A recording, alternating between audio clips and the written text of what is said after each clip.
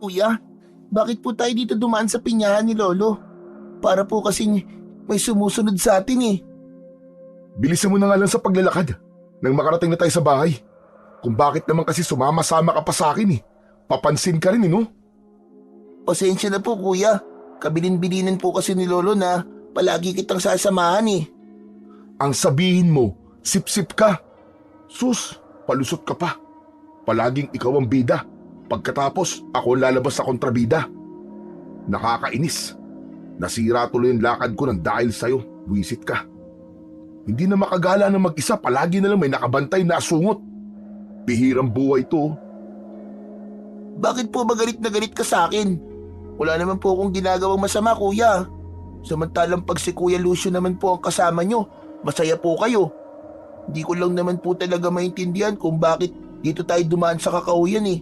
May daan naman po sa kabilang kalsada. Sira ka ba? Alam mo namang tumakas lang tayo kay Lolo, di ba?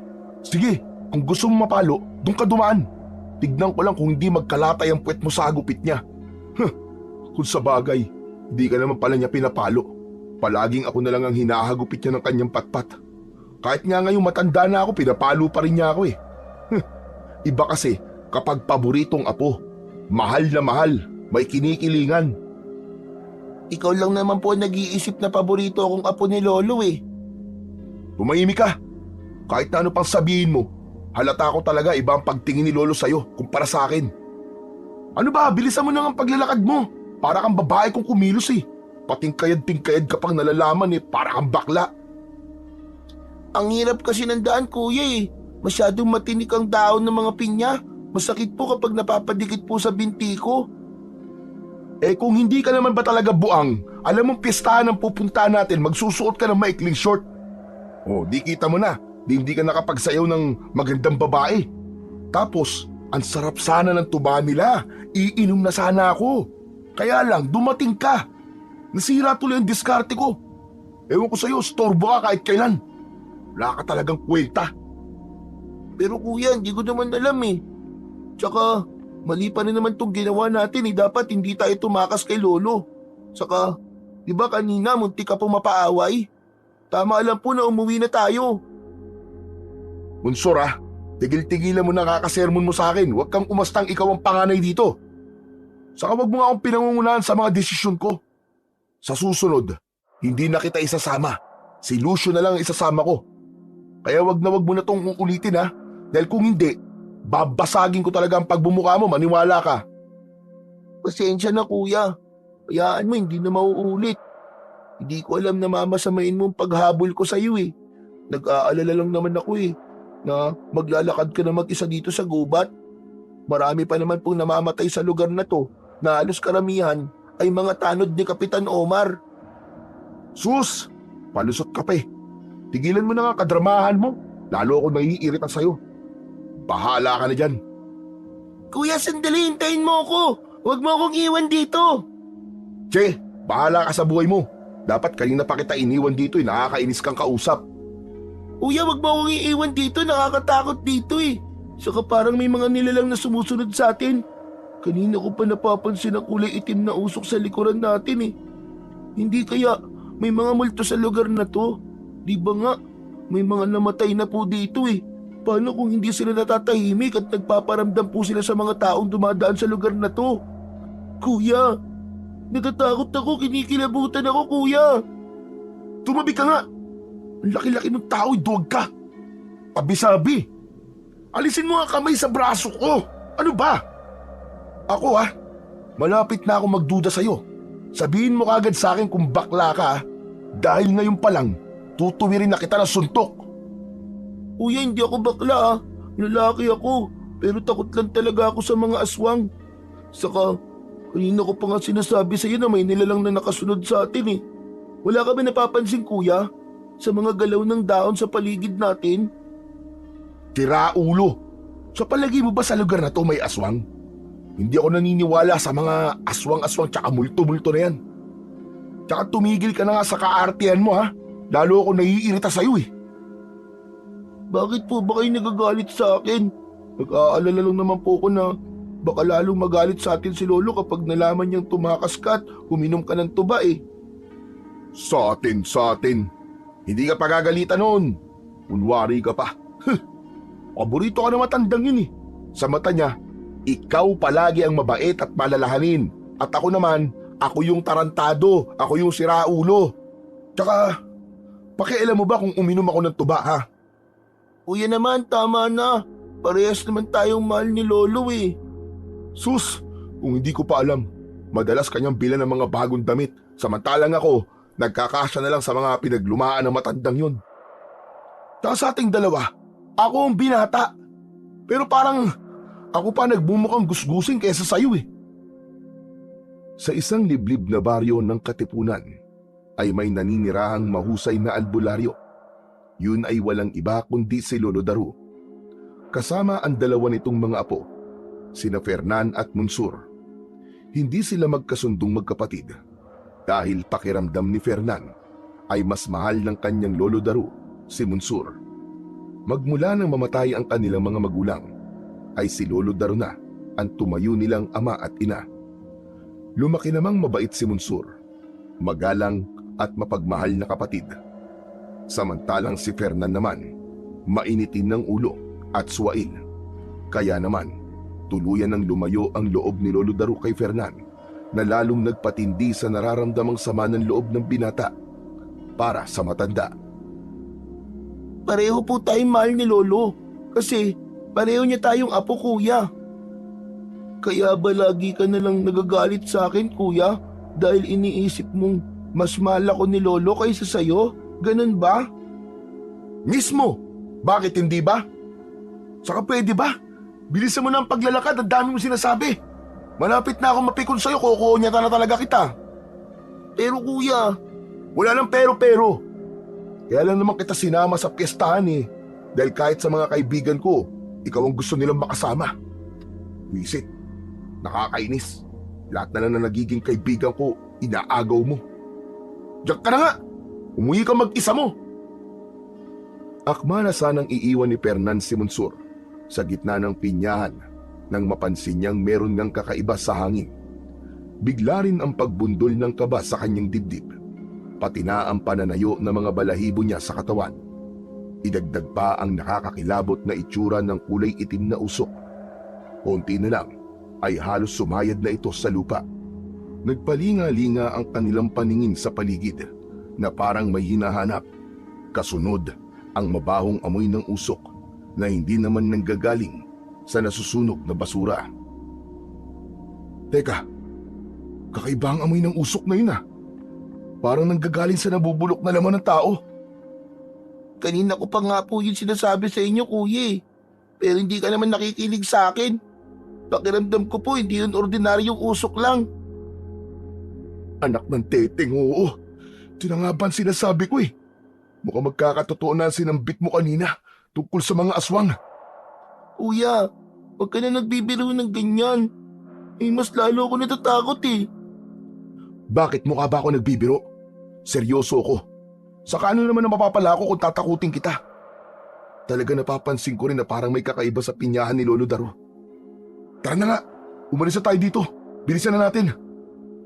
Magsasalita pa sana si Fernan nang sa paghawi ng itim na usok sa kanilang nilalakaran ay nakita nila ang isang nilalang na nakaupo sa damuhan. Nakatalikod itong abala sa pagmuya ng kung anong matigas na pagkain. Rinig na rinig nila ang pagkadurog ng mga buto sa loob ng bibig nito. Natigilan ang dalawa at hindi agad nakapagsalita habang nakatingin pa rin sa kulay ubing balat ng halimaw. Kuya, anong klaseng hayop yan? Huwag kang maingay, Munsur. Baka marinig niya tayo. Hindi ko rin alam kung anong klaseng nilalang yan. Pinagmasdang mabuti ng magkapatid ang nilalang na abala pa rin sa ginagawa hanggang sa makita nila ang nakalitaw na dalawang paa ng isang hayop na nakapatong sa hita nito. Kasunod ang pagbato nito ng pugot na ulo ng isang unggoy na tumama naman sa paanan ni Munsur. Tangka na sanang sisigaw ang bata nang biglang iharang ni Fernan ang kanyang palad sa nakabukang bibig ng kapatid. Sabi na huwag kang maingay eh. Hindi ka pwedeng sumigaw. Kapag narinig niya tayo o naramdaman ng presensya natin, tayo ang lalapain ng halimaw na yan. Kailangan natin makapagtago at hintayin siyang umalis. Hinila ni Fernan ang kamay ni Monsur sa kadahan-dahang humakbang ng magagaan ang paa. Iningatan nilang huwag makagawa ng ingay sa kanilang nilalakaran. Nanginginig ang kanilang mga katawan nang dumapa sila sa lupa. Saktong pagkatago nila, ang paglingon naman ng nilalang sa gawin nila na para bang nararamdaman itong hindi ito nag-iisa sa lugar na yon. Nang wala itong nakita, ay muling ipinagpatuloy ng halimaw ang paglapa sa katawan ng unggoy. Winakwak nito ang tiyan ng hayop gamit ang matutulis nitong mga kuko. Saka dinukot ang lamang loob ng unggoy at dinala sa bibig ang mga bituka nito. Pati nga lang isinubo ng halimaw ang karne at umaangil pa habang ngumunguya. Inilabas pa nito ang malatubo nitong dila at ibinaon sa butas na dibdib ng hayop. Rinig na rinig nilang dalawa ni Monsur ang masarap na paghigop nito sa dugo ng biktima. Bago pinagpira-piraso ang katawan na isa-isang isinisilid sa malaki nitong bibig. Halos manlaki ang mga mata ni na Fernan at Monsur nang bigla itong naging usok na nagpagala-gala sa paligid. Sumasabay ang usok sa hangin at bawat segundo nakikita nila itong lumalapag sa lupa bilang isang halimaw na ni pangalan ay hindi nila masambit.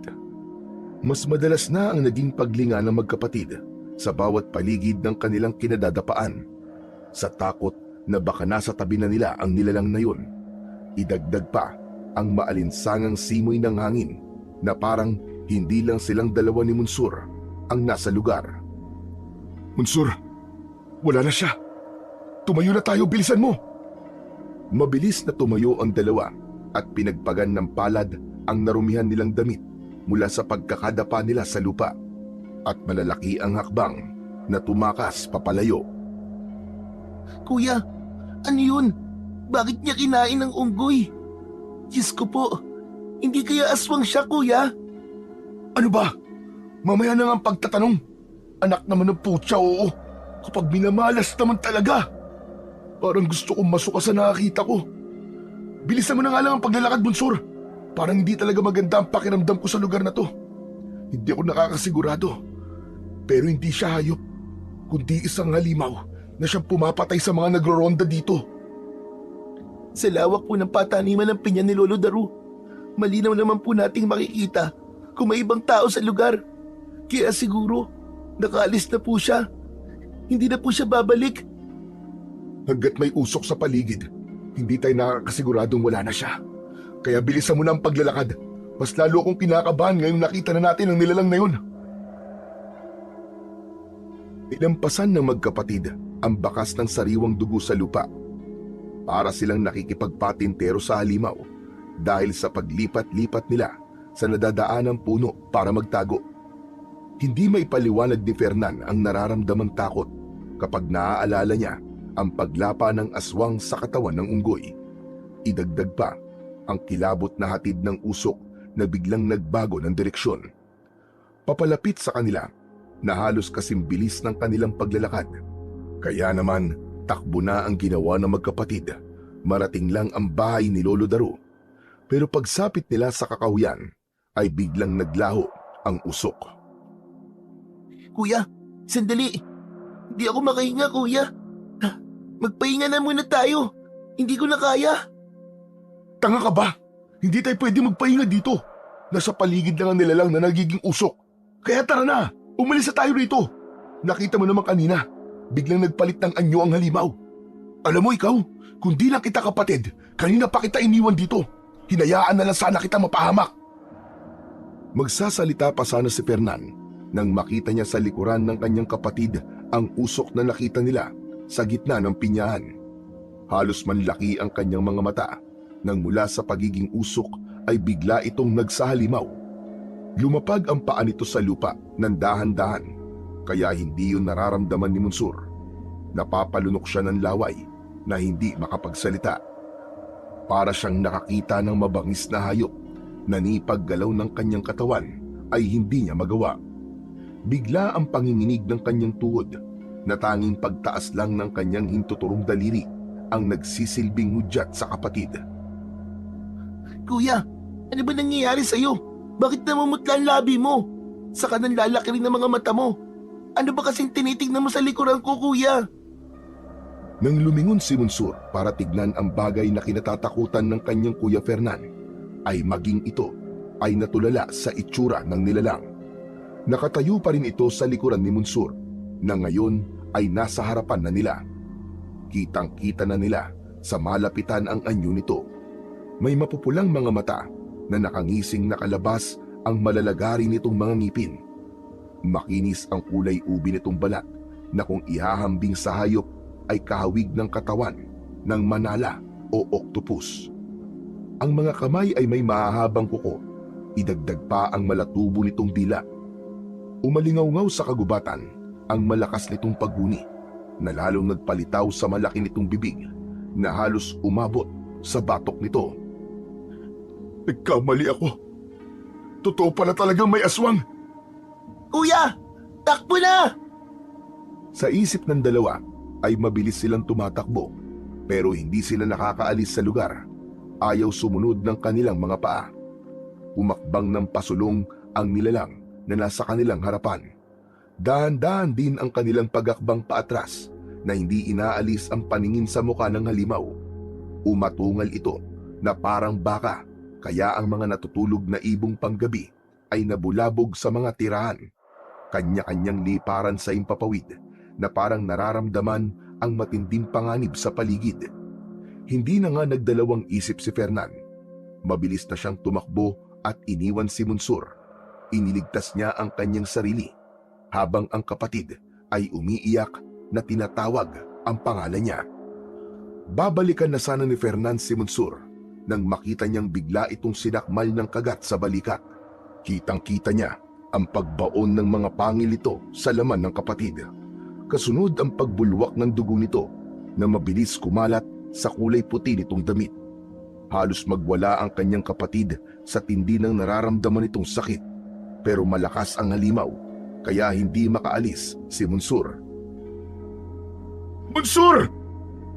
Dala ng takot at matinding pag-aalala ay sinugod ni Fernan ang kinatatayuan ni Monsur para iligtas ito. Pero naramdaman niya ang paninigas ng kanyang tuhod na hindi niya magawang maiakbang ang kanyang mga paa papunta sa kanyang kapatid. Nakatingin lang itong umiiyak na halatang nasasaktan sa kagat ng aswang. Parang mababaliw si Fernan sa tindi ng kanyang pag-aalala nang makita niyang bumagsak sa lupa si Monsur. Kasunod ang paghabol ng pagkagat ng nilalang sa nabutasang balikat ng kanyang kapatid. Agad siyang naghanap ng kahoy na ihahampas dito, kaya kahit may nakadikit pang mga tuyong dahon ay hindi na nag-aksaya ng oras si Fernan.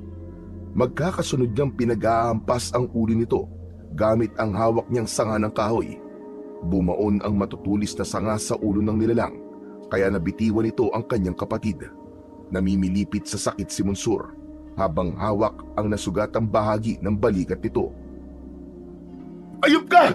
Layuan mo ang kapatid ko! Halimaw ka! Umalis ka sa tabi niya! Kung hindi, wawasakin ko ang ulo mo gamit ang kahoy na to! Imbis na tumigil, ay umangil pa ang nilalang na parang asong galit. Walang ano-ano, ay bigla nitong binuhat ang nakahigang si Monsur. Kuya! Kuya, tulungan mo ako! Anong gagawin mo sa kapatid ko, hayop ka?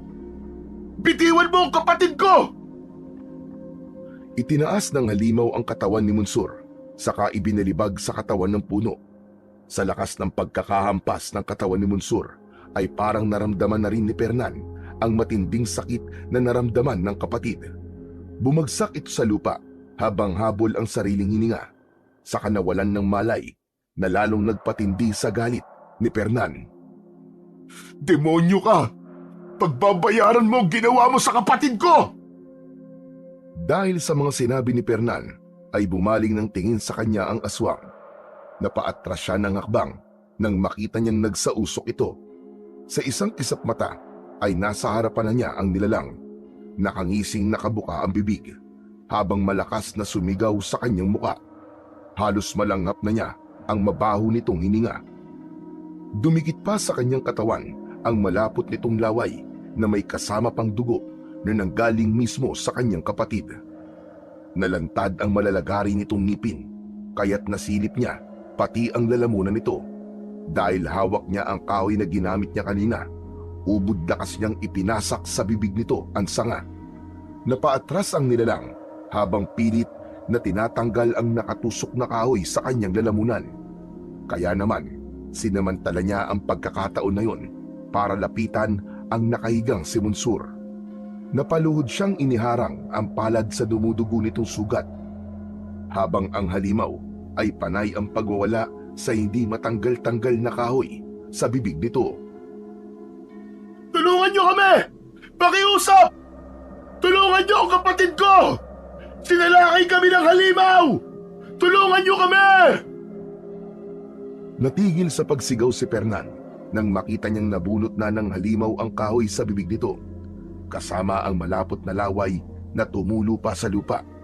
Umalingaw-ngaw ang malakas nitong pag-alulong na parang tunog ng asong nasasaktan, saka sumugod sa kinaroroonan nila ni Monsur. Gigil na hinawakan nito ang kanyang balikat, saka mabilis na sinakmal ng kagat. Nanuot ang kirot ng unti-unting pagbaon ng ngipin nito sa kanyang kalamnan, habang naririnig niya ang tunog ng paghigop ng halimaw sa kanyang dugo. Ah! Aray! Halimaw ka! Lumayo ka sa akin! Tulungan niyo kami! Parang awa niyo na! Bitiwan mo ako! Halimaw ka! Ang malakas na sigaw ni Fernan ang nagsilbing ingay sa tahimik na gabi na yon. Gusto man niyang makatakas, pero hindi niya maiwan ang walang malay na kapatid. Maigpit din ang pagkakakapit ng kamay ng nilalang sa braso niya, kaya't nararamdaman niya ang masakit na pagbaon ng mga kuko nito sa kanyang balat. Idagdag pa ang mahahaba nitong mga pangil na patuloy na bumabaon sa kanyang balikat. Pakiramdam niya, pinupunit ang kanyang kalamnan na parang sinasaksak ng pako sa tindi ng kirot. Ramdam na ramdam niya ang pag-agos ng mainit na likido mula sa kanyang sugat. Habang nakaluhod siya sa lupa, nararamdaman niyang nagkamalay si Monsur. Gumapang itong papalapit sa kanya, na pilit tinatanggal ang nakasubsob na ulo ng halimaw sa balikat niya. Bitiwan mo ang kuya ko! Bitiwan mo ang kuya ko! Tumakas ka na, Monsur! Iwan mo na ako dito! Bilisan mo! Humingi ka ng tulong! Humingi ka ng tulong! Bilisan mo! Hindi kita iiwan dito, kuya! Lumaban ka! Pinagsususuntok ng maliit na kamao ni Monsur ang nakasubsob pa ring nilalang sa balikat ni Fernan. Pero walang nagagawa ang kapatid sa lakas ng halimaw. Kaya naman mabilis itong dumampot ng kahoy at ipinalo sa ulo ng nilalang. Nanlalaki ang mga mata ni Monsur nang makita nitong dumugo ang ulo ng aswang at umangil na parang galit na aso. Akma na sanang tatayo ang halimaw para atakihin si Monsur nang bigla naman itong kinabid ni Fernan sa ulo, saka magkakasunod na pinagsususuntok niya ang mukha nito. Tumakas ka na, Monsur! Iligtas mo ang buhay mo! Kuya! Ano pang hinihintay mo? Umalis ka na! Kailangan mong makawala dito! Kahit kailan wala ka talagang kwenta! Humingi ka ng tulong! Baka sa mukha ng kapatid ang matinding pag-aalala para sa kanya. Kaya pagkatapos sigawan ni Fernan si Monsur, ay halos magkandara pa ito sa pagtakbo. Bagay na ipinagpasalamat ni Fernan na kahit hindi sila magkasundo, ay hindi rin naman niya hahangarin na masaktan ang kanyang kapatid. Tinanaw na muna niya ang kapatid, saka muling ibinaling ang paningin sa nagwawalang halimaw. Habang hawak niya ang sariling sugat, muling umatake sa kanya ang aswang na lumundag sa kanyang tiyan, dahilan para mabuwal siya sa kinatatayuan. Muling bumaon ang pangil nito sa kanyang hita. Ubod lakas niya tong sinipa sa muka, kaya't pati haya itong bumagsak sa damuhan. Sinamantala niya ang pagkakataon na yon para makatakas. Dahan-dahan siyang tumayo, kaya lang hindi niya inaasahan na may darating pang isang nilalang nakamuka ng nauna. Mabilis siyang tumakbo para magpahabol sa mga halimaw, ngunit mas mabilis ito sa inaasahan niya. Nakaharang na ang mga ito sa kanyang harapan. "Tumabi kayo! Mga hayop kayo! Huwag kayong lalapit! Huwag kayong lalapit!" Umalingaw-ngaw ang malakas na pag-alulong na parang asong nauulol. Maya-maya pa ay dumating na rin ang isa pang nilalang na nag-aagawan pang umatake sa kanya. Nakabaluktot ang mga ito habang tumutulo ang malalapot na laway mula sa bibig, habang ang dila ay panay ang labas na parang ang kilos ay sa ahas. Tangka na sanang aatake ito nang biglang lumiwanag ang paligid. Nakita niya mula sa kakahuyan ang mga ilaw na sulok. Nabuhayan siya ng loob. Sa wakas ay may tutulong na sa kanya. Sabay-sabay na lumingon ang tatlong nilalang sa mga nagkakagulong tanod. "Dito! Dito po! May tao rito! Tulungan niyo ako! May aswang na umaatake sa akin!" Bakas sa mga mukha ng nilalang ang pagkalito nang makita ang mga apoy mula sa papalapit na mga tanod. Magkasama sina Kapitan Omar at Munsur na umihingal sa pagtakbo papalapit sa kinaroroonan niya.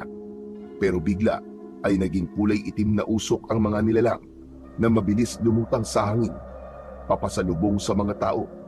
Napasigaw si Fernan nang makita niyang biglang inatake ng mga aswang ang nangungunang tanod.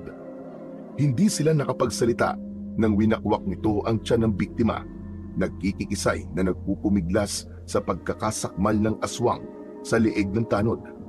Ramdam na ramdam ni Fernan ang sakit sa sigaw nito, pati na ang paggaralgal ng boses ng biktima habang hinuhugot ng aswang ang laman loob nito sa kanyang tiyan. "Magsilayo kayo! Halimaw na sa harapan natin! Ang sibat! Patamaan niyo ang sibat sa katawan! Bilisan niyo kumilos!"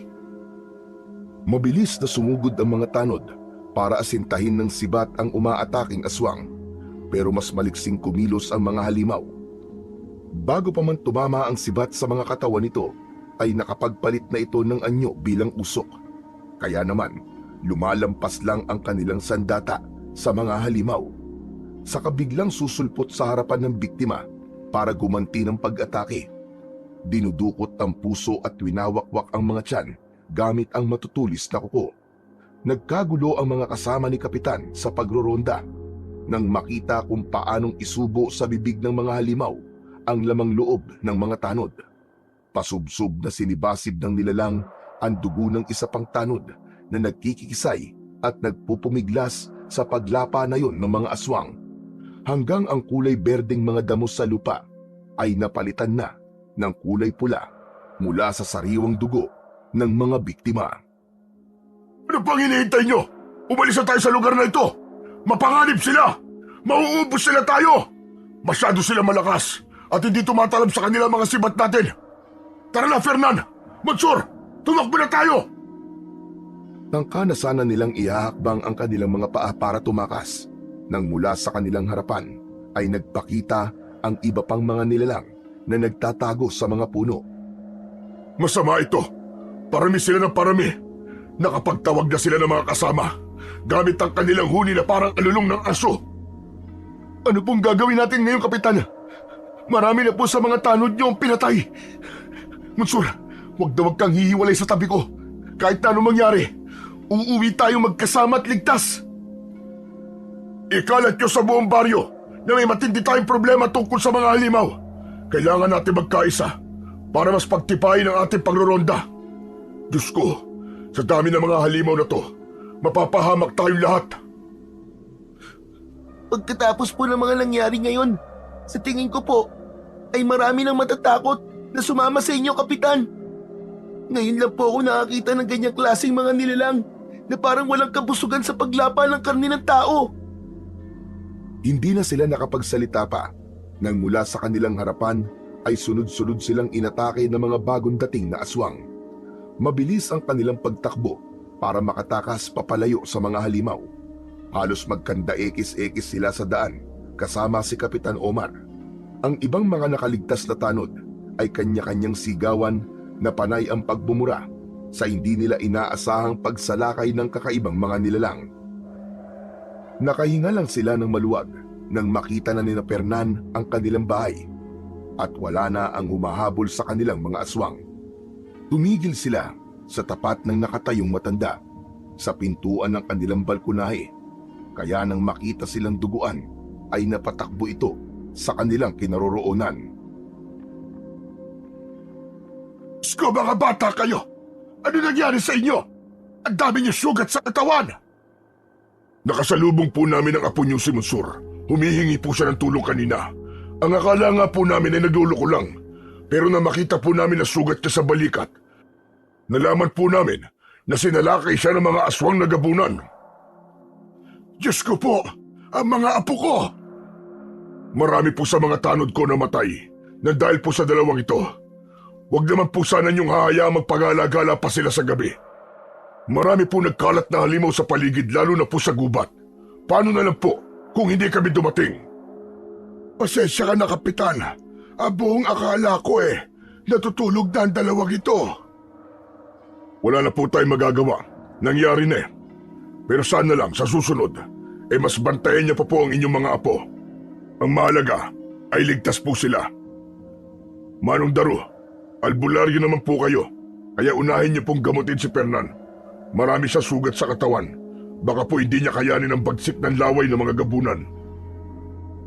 Lumingon si Lolo Daru sa gawi ng apo habang hawak ni Fernan ang kanyang balikat na may sugat. Nararamdaman pa rin niya ang walang tigil na pag-agos ng kanyang dugo. Pero sa halip na mag-alala sa kanya ang matanda, ay nagawa pa nitong pingutin ang kanyang tenga. Galit na hinila siya nito papasok sa loob ng kanilang bahay. Iiling-iling na lang na napatalikod si Kapitan Omar sa ginawa ng matanda kay Fernan. Napasunod pa si Monsur na pilit inaawat ang matanda sa ginawa nitong pananakit sa kanyang kuya. Lintik ka talagang lalaki ka! Nandamay ka pa sa katangahan mo! Muntik mo pang ipahamak ang kapatid mo! Aray, Lo, tama na po! Masakit na nga po ang sugat ko, tama na po! Patawarin niyo na po ako, hindi na po ako uulit, Lo! Talagang masasaktan ka sa akin. Punong-puno na ako sa iyo. Kahit kailan talaga, wala ka kwentang tao. Hindi ko akalain nagpalaki ako ng tarantado. Malimit kang tumakas. Tignan mo na nangyari sa kapatid mo at sa mga tanod ni Kapitan. Maibabalik mo pa ba ang buhay nilang nawala? May sugat din naman ako, Lo, ha? Hindi ko naman alam na gano'n na mangyayari sa amin. Naatakihin kami ng aswang. Kaya nga po nakikiusap ako sa inyo, huwag niyo na po akong saktan. Huwag niyo na pong hintayin lumaban pa ako sa inyo. Abatang walang yang ito.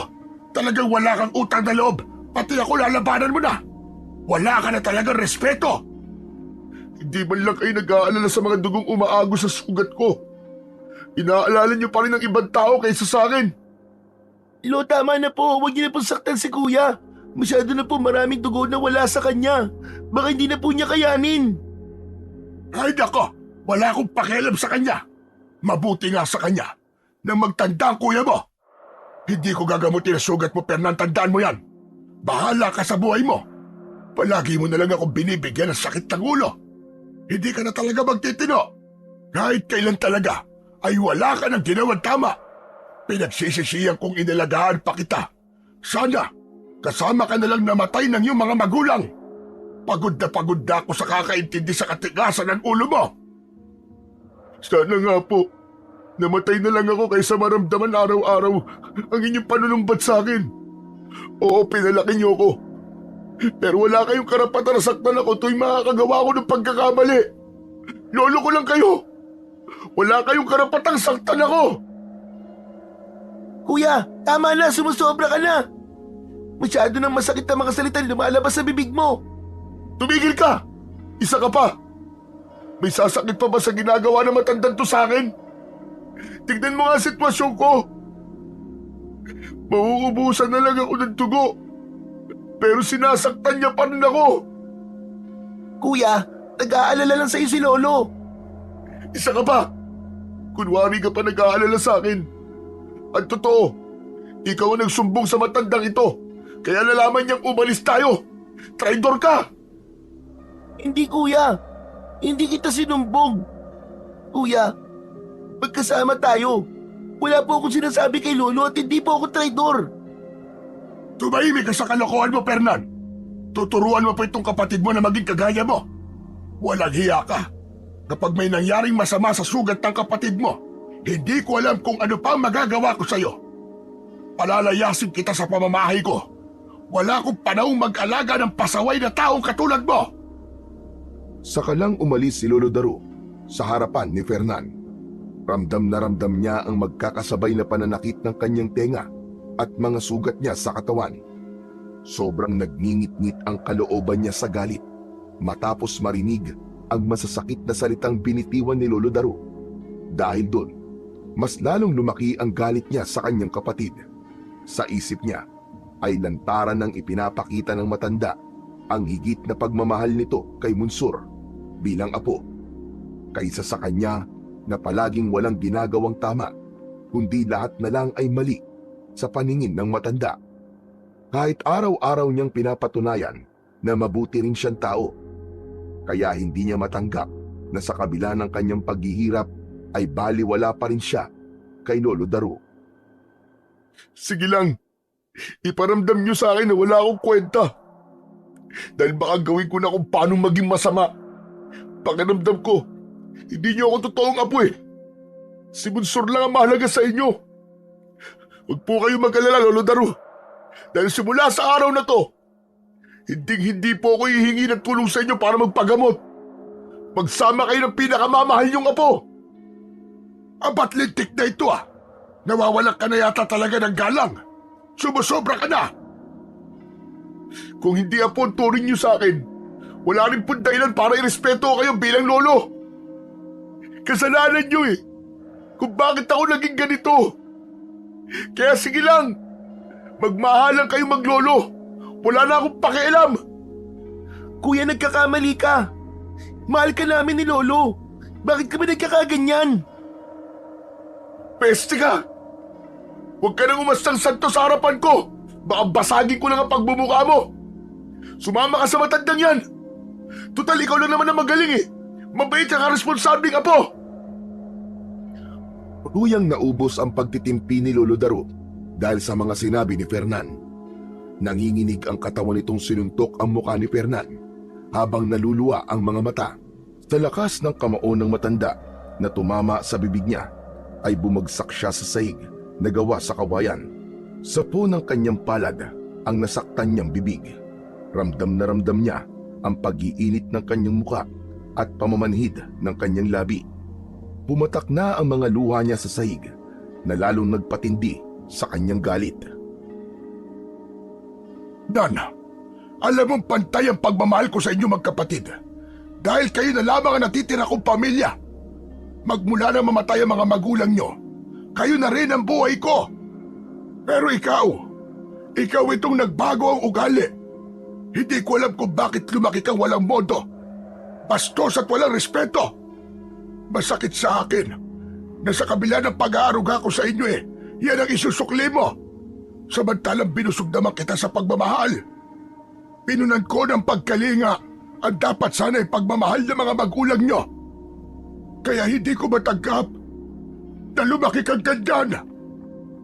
May pagsuntok pa sa dingding na napatayo si Fernan dahil sa galit para sa matanda. Akma na sana niyang susuntukin ang matanda nang malakas na nagsalita si Lolo Daro. Sige, suntukin mo ako. Kung yan ang magpapasaya sa'yo. Hindi ko akalaing nagpalaki ako ng isang ahas. Tama na po, Lolo. Tama na po, Kuya. Huwag na po kayo magtalo, nakikiusap po ako. Tama na po. Malaki ka na, Fernan. Kaya matigas na rin ang kamay mo para isuntok sa akin. Pero bago ka maghanap ng pagmamahal mula sa akin, isipin mo muna kung karapat-dapat ka bang intindihin at mahalin. Huwag niyo po akong piliting saktan kayo. Ahas na akong ahas. Wala na akong pakialam kung anong tingin niyo sa akin. Iparamdam niyo na wala akong kwentang tao. Yan din ang ibabalik ko sa inyo. Kaya hindi niyo ako masisisi kung bakit naging ganito ako. Ang alam ko, ginawa ko nararapat bilang apo niyo. Magsasalita pa sana si Fernan nang bigla siyang namilipit ng pananakit ng kanyang balikat. Natumba siyang muli sa sahig at nagpagulong-gulong. Ramdam na ramdam niya ang pagsuot ng kirot sa kanyang sugat. Hinahalukay na parang may mga insektong gumagalaw sa loob ng kanyang kalamnan. Gumapang ang lamig sa kanyang buong katawan, pero lumalabas ang butil-butil niyang pawis sa noo. Napaluhod siya sa harap ni Lolo Daru habang nagulat ito sa kanyang pagsisisigaw ng dahil sa sakit. Kasabay ng pagbagsak rin ni Munsur sa sahig, katulad niya ay sumisigaw rin ito sa matinding pagkirot ng mga sugat mula sa kagat ng gabunan. Pero wala nang sasakit pa sa kanyang nararamdaman nang makita niyang si Munsur ang unang nilapitan ni Lolo Daru para gamutin, habang siya ay panay ang pagsusuka ng malapot na likido. Hindi niya mapigilan ang abnormal na pagtirik ng kanyang mga mata. Pakiramdam niya ay katapusan na niya, lalo pa at hindi siya makahinga. Parang may mabigat na bagay ang nakadagan sa kanyang dibdib na lalong nagpahirap sa kanyang nararamdaman. Dupo, kumakalat na sa katawan niyo ang lason ng kamandag ng gabunang usok. Puntintiis lang, Munsur, at ikukuha mo na kita ng gamot. Nakikiusap ako sa iyo, Apo. Lakasan mo pa ang loob mo. Lolo, si Kuya po. Siya po ang unahin yung gamutin. Mas malala po ang kalagayan niya, pati po ang mga sugat niya. Bahala sa buhay niya. Ikaw ang inaalala ko, Apo. Hindi ko alam kung paano kita maililigtas sa laso ng gabunan. Sandali, at ikukuha lang kita na maiinom na gamot. Nang umalis na sa kanilang harapan si Lolo Daru, ay hindi maipaliwanag ni Fernan ang galit at sama ng loob niya para sa matanda. Parang paulit-ulit niyang naririnig ang mga sinasabi nito. Mas masakit sa tama ng kagat sa kanyang balikat, habang patuloy niyang nararamdaman ang paghibot-hibot ng kanyang kalamnan. Lahat ay hindi niya makontrol, pati na ang pagtulo ng kanyang laway, maging ang walang tigil na pagkiskisan ng kanyang mga ngipin. Wala ring lumalabas na boses sa kanyang bibig, kaya alam niyang mas malala ang lagay niya kaysa kay Munsur. Pagbalik ng matanda, ay agad nitong ginamot ang sugat ni Munsur sa kanyang harapan. Kahit pa tinatanggihan ng kapatid ang panggagamot ng matanda, ay itinuloy pa rin ni Lolo Daru ang pagpapakita sa kanya ng pagmamalasakit sa kapatid. Kahit pa nga nasa bingit na siya ng kamatayan, naramdaman niya ang pagguhit ng matinding sakit sa kanyang buong katawan, maging ang paghugot niya ng kanyang paghinga, hanggang sa biglang dumilim ang kanyang paningin at tuluyan na siyang nawalan ng malay. Nagising si Fernan sa maligamgam na tubig na dumadampi sa kanyang balat. Maginhawa yon na parang haplos ng kanyang ina.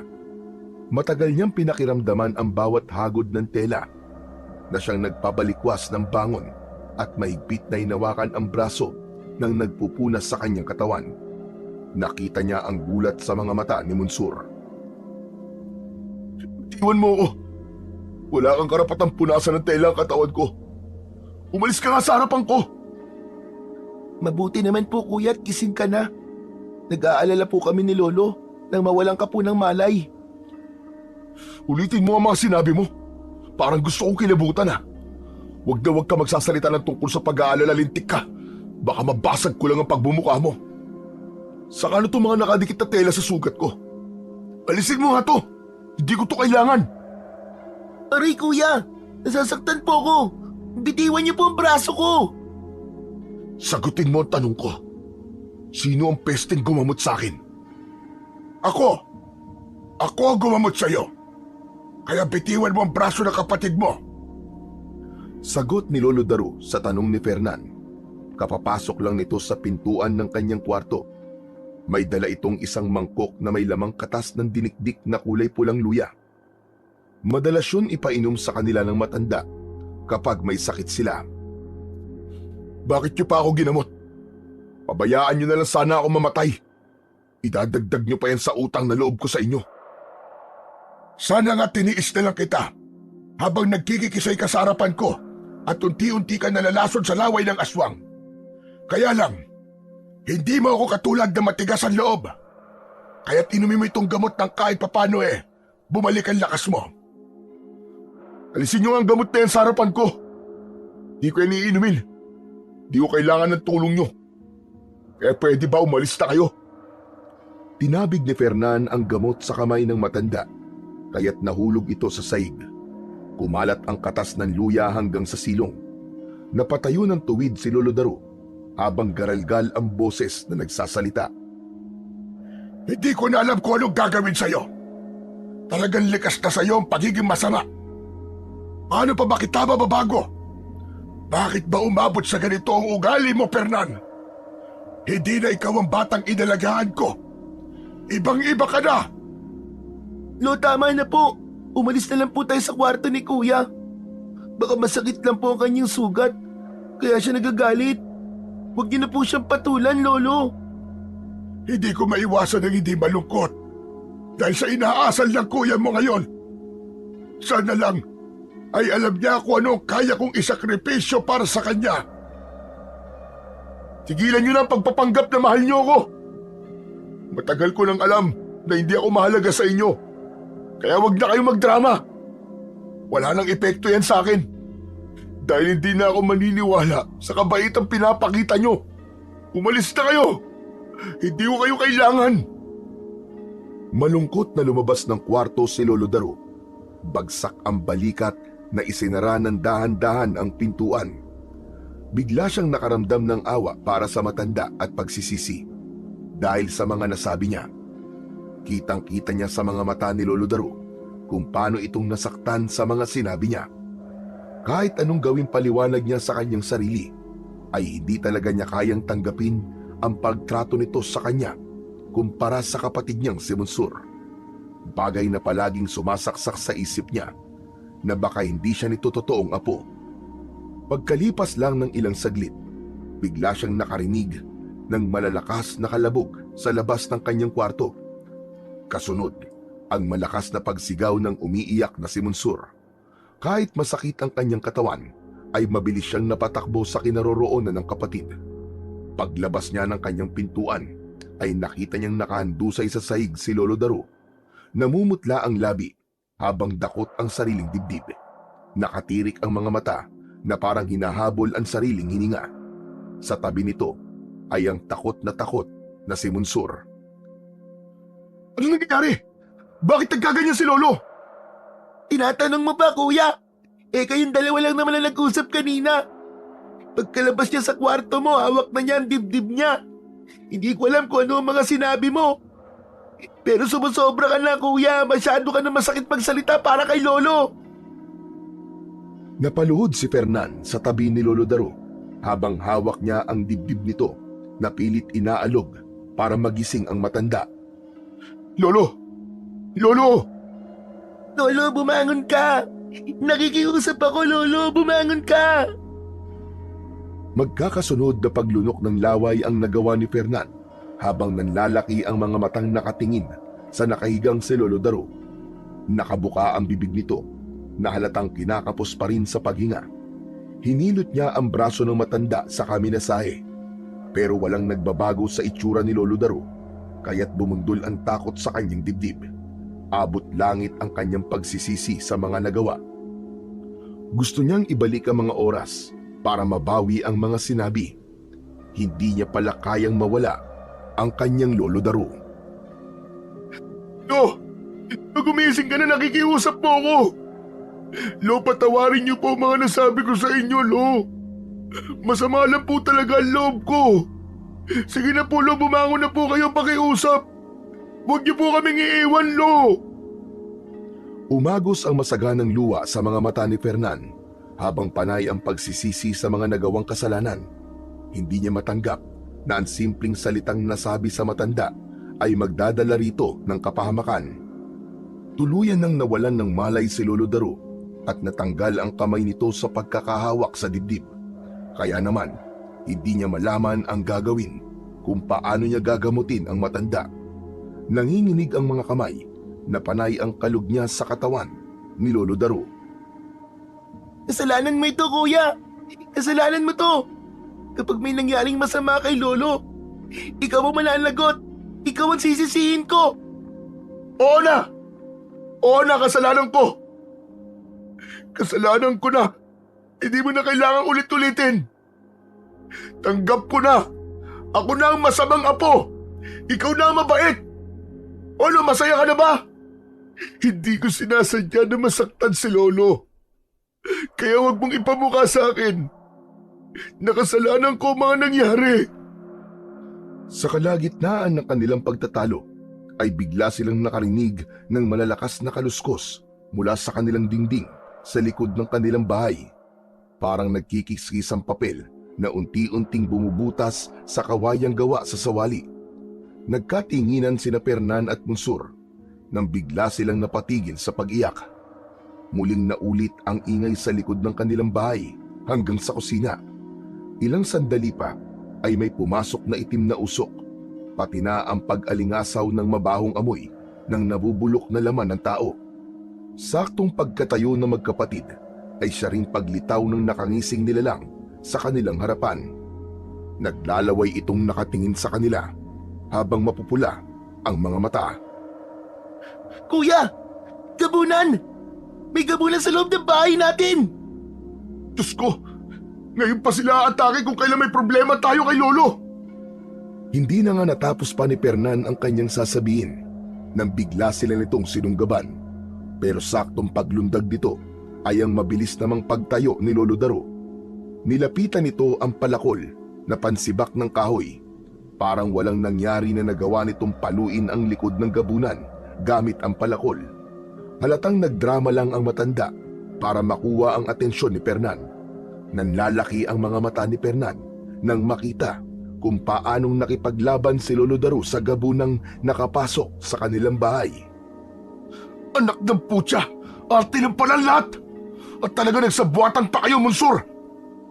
Hindi na hinintay pa ni Fernan na sumagot ang matanda at kapatid niya. Sa halip, inagaw na niya ang palakol sa kamay ni Lolo Daro. Pinalo niya ang gabunan sa ulo, kaya napasubsob ito sa saig. At sa huling paghampas niya ng palakol, bumaon ang talim nito sa noo ng aswang. Hindi na nagawa pa ng gabunan na bumalik sa pagiging usok dahil nagkikisay na itong nakatirik ang mata. Umaangil na parang asong nauulol na nakalabas ang malalagari nitong mga ngipin, habang ang mga kamay ay walang pigil sa paggalaw. Pilit na tinatanggal ang palakol na nakabaon sa noo nito, pero sa tuwing nahahawakan ng halimaw ang puluhan ay nababawi rin ito ang mga kamay na parabang napapasok sa hawakan ng sandata. Magaling ang ginawa mo, Fernan. Nakaganti ka rin sa mga aswang na kumagat sa'yo. At magaling din po ang ginawa niyong dalawa ni Munsur na pag-arte sa harapan ko. Akala ko talaga mamamatay na kayo dahil sa mga nasabi ko. May patirik-tirik pa kayo ng mga mata. Yung pala hindi naman totoo. Ang mahalaga, nalaman kong hindi mo rin pala ako matitiis kapag bigla ko nalagay sa panganib. Nakukuha niyo pang tumawa. Kanina lang muntik pa akong atakihin sa puso dahil sa takot. Huwag niyo na pong uulitin yun, ha. Hindi talaga magandang biro yun, Lolo. Wala na siguro maisip na ibang paraan si Lolo, Kuya. Para na magkasundo kayo. Sana po talaga nagkaayos na kayo. Isa ka pa, Munsur. Nadala ako sa mga pag-iyak-iyak mo. Para talaga kayong mga sira.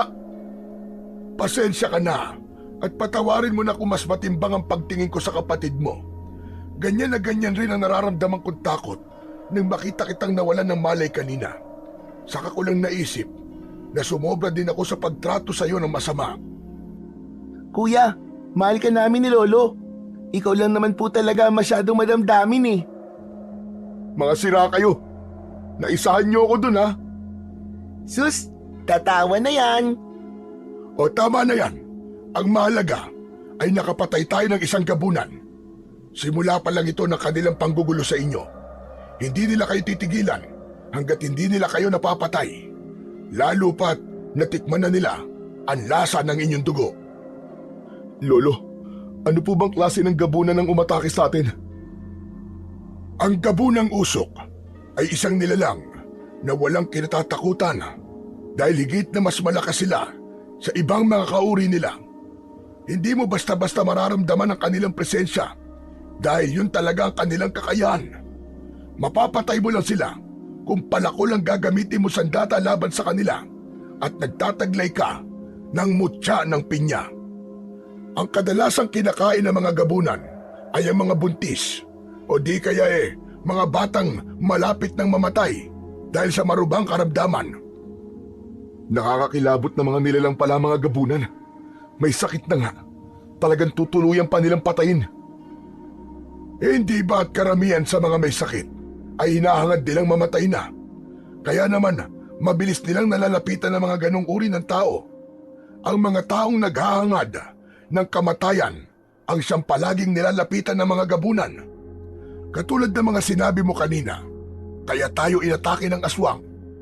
Saka ang iba pang kakayahan nito ay ang pagpapalit ng anyo bilang isang mabangis na aso para naman makapambiktima ng mga lalaking walang asawa. Lolo naman Halata naman pinaglololoko niyo na naman ako Totoo mga sinasabi ko, Fernan. Hindi talaga sila kumakain ng mga babaeng birhen. Ang gusto nila ay yung may anak sa sinapupunan, pati na mga binata na nalawayan na nila. Lolo, yung nasabi niyo po, tungkol po sa mutya ng pinya, ano naman po yun? Ang mutya ng pinya ay may kakayahang makita ang hindi nakikita ng mga ordinaryong tao. Sa sandaling maitali mo ito sa iyong noo, ay makikita mo ang mga gabunan ng walang kahirap-hirap.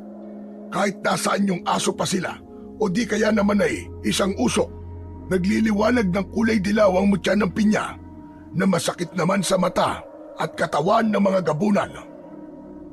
Wala po kami mutya kanina, Lolo, pero nakikita namin ang usok. Dahil sadya silang nagpapakita sa biktima. Pero kapag naglaho sila o kahit saan magpunta, madali silang nahahanap ng may suot ng mutya. Kaya nga ang pinya, sinasabing maraming mata, yun din ang epekto ng mutya. Pati po ba itong palakol na ginamit ko sa gabunan ay may matinding epekto rin po sa mga aswang? Tama ka, Fernan.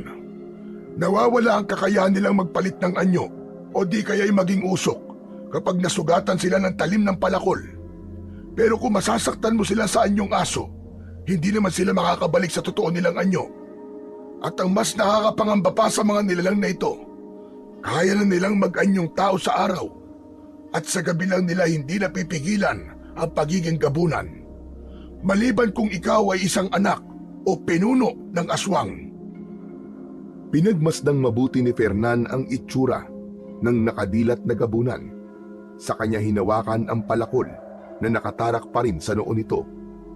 Inalog-alog niya na para matanggal niya sa pagkakabaon. Maya-maya pa ay muling nagsalita si Lolo Daru. May ipinakita itong isang uri ng bato na may taling kulay itim, saka inabot sa kanya. Kunin mo, Fernan. Matagal ko nang dapat na ibigay sa ito. Kaya lang, palagi ako nawawalan ng pagkakataon dahil palaging nauuwi sa ating pag-aaway ang ating pagkikita. Bago namatay ang iyong ama, ay ibinigay niya yan sa akin. Ang bilin niya, ikaw raw ang dapat na mga laga ng kanyang mutya na dati ko nang ipinamana sa kanya.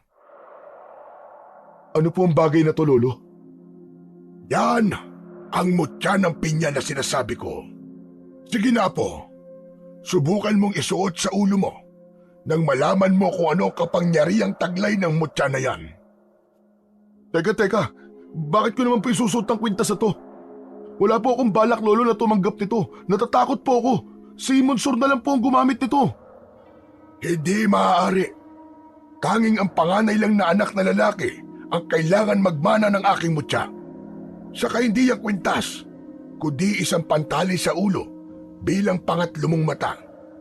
Kapag suot mo yan, wala nang ligtas sa iyo ang mga gabunan. Pasensya na po, Lolo. Pero hindi ko talaga yan matatanggap. Wala pong dahilan para magpakabayani ako sa baryong to. Ang gusto ko po ay katahimikan ng buhay ko. Kung hindi mo to tatanggapin, wala akong magagawa. Kaya lang, papatayin ka pa rin nila dahil nalasahan na nila ang dugo mo. Palagi ka nilang pupunteriyain, pero wala akong balak na ipagpilitan sa iyong mutya. Dahil wala rin naman itong bisa kapag hindi bukal sa loob ng tagapagmana ang pagtanggap. Ang bihira naman, paano ba to? Hindi. Pasensya na po talaga, Lolo. Mas makabubuti po siguro na itago na lang po niyo ang mutya. Wala talaga akong balak na makipaglaban sa mga aswang. Nakakatakot po ang kanilang mga itsura. Kanina nga lang po naduwag ako tapos mangangalaga pa ako sa mutya. Pero kuya, paano na lang po kung muli tayo sa lakayan ng mga gabunan? Wala ka man lang pong sandata laban sa kanila. Pabayaan mo na siya, Mansur. Naniniwala ako matatanggap niya rin ang mutya. Kagaya ng pagtanggi din ng iyong ama noon. Halika kayo. Tulungan niyo ako buhatin ang katawan ng halimaw para isurrender natin kay Kapitan. Wag na po lolo, sunugin na lang po natin. Abala din po si Kapitan ngayon dahil sa mga namatay niyang mga tanod. Tsaka nakakahiya po kasi isa po kami sa dahilan ng pagkalagas ng mga tanod niya. Pagkatapos magkasundo, ay sinunog na lamang nila ang gabunang napatay ni Fernan. Sakto naman na dumating ang kaibigang si Lucio na anak ni Kapitan Omar. Humahangos itong nagmamadali sa paglapit kahit masyadong madilim pa rin ang paligid. Malapit lang ang bahay ng kaibigan sa kanilang kubo, kaya nalaman din agad nito ang mga nangyari sa kanila. Nang makalapit ito sa kanilang kinaroroonan, ay nakatingin ito sa hukay na may umuusok na mga sanga ng kahoy na siya nilang ginamit para sunugin ang katawan ng aswang. Bagong kaibigan ni Fernan si Lucio, na bihira naman makipagkwentuhan sa kanya. Halos gabi lang sila nagkikita ni Lucio. Grabe, kay tatay ko lang nabalitaan na iniligtas raw nila kayo sa gubat nang inatake kayo ng mga gabunang usok. Mabuti na lang at walang nangyari masama sa inyo. Kaya lang marami na sugatan sa mga tanod ni tatay at marami rin ang namatay. Saan ba kasi kayo nagpunta? Mabuti na lang pala at hindi ako nakasama. Teka Lucio, na paano yung sugat mo sa ulo? Parang bago lang yan Paano? Kakamadali kong pumunta rito, nadapa ako. Ayan, tumama tong ulo ko. Sobra kasi ako nag-aalala sa inyo Mabuti na lang talaga at nakita kayo ni tatay. Kaya nga utang namin kay Kapitan ang buhay naming magkapatid. Kung hindi dahil sa kanya, baka pinaglalamayan na kami ngayon.